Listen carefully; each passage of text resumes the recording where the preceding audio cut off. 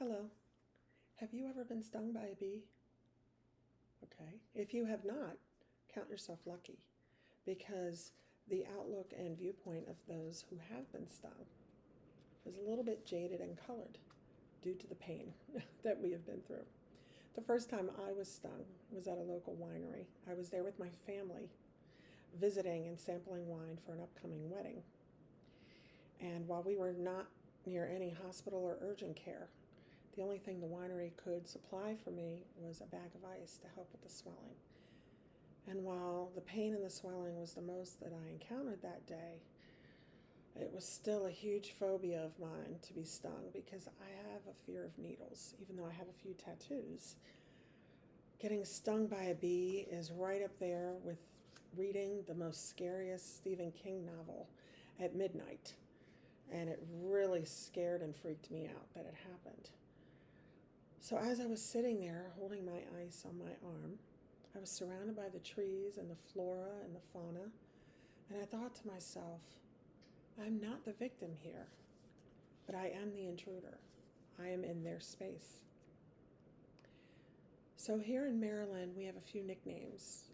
We're known as America in miniature, the Old Line State, or the Free State.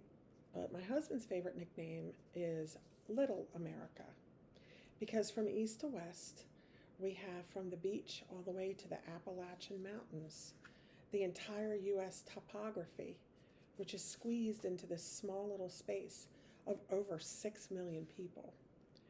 Now, day trips or city planning or zoning make for an interesting concept because building here is at a premium. It really is elbow to elbow. And this has interrupted the wildlife habitat, migratory situation with birds and bears that are going north to south. But one mighty insect that we need to focus on is the honeybee. We do see their handiwork at the farmer's market, sitting in jars on the shelf also at the grocery store. But have you seen any bees? I myself have seen two only this year when working out in the yard or working in my garden. And while I am happy that they are not dive bombing me, that leaves us wondering, where are they?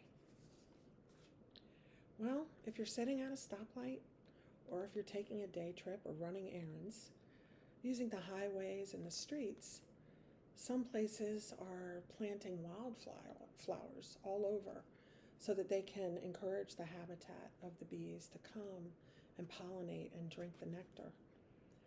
By refraining from using lawnmowers and the mowing state highway administration going up and down the medians to cut down the grass, but instead planting wildflowers, this helps build a better ecosystem.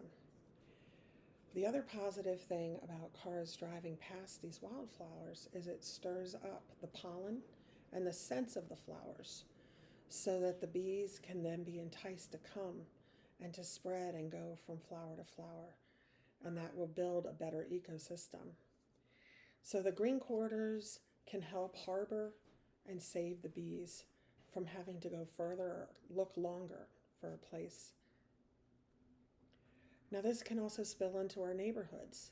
And while the perfect lawn is desirable by fellow neighbors to be the envious house in the neighborhood, unfortunately under every dandelion and leaf, there is a hidden bee in those little small ecosystems.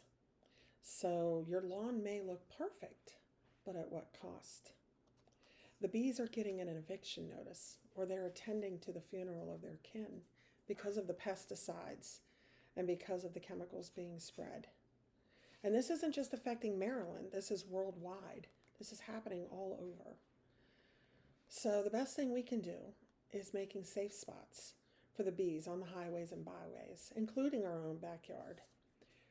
So if we can stop the treatment of chemicals and shift our focus onto just letting the yard do what it's supposed to do and letting the bees do their work as they have for centuries. So while that can be what we can do in our corner of the world, what about the food industry? In the Western United States, 93% of the honeybee is now gone. They're extinct. And this is just in the last 2 decades. So the ESA has stepped in 2021 and declared that honeybees are a protected species now. This has led the farms to look to different or alternative methods of treating their crops and their trees, whether it be not spraying during the daytime when the bees are active and spraying at night, or they're spraying when the blossoms are not out or the buds are not active. And this will not then saturate the crops and the trees because they do need to protect them from mites and from slugs and worms. Now, other farms, they are taking the alternative method of using essential oils or plant extracts to better protect their crops and put a barrier, a protective barrier. But yet the bees are still allowed to come in, do their job, and take the nectar back to the beehive.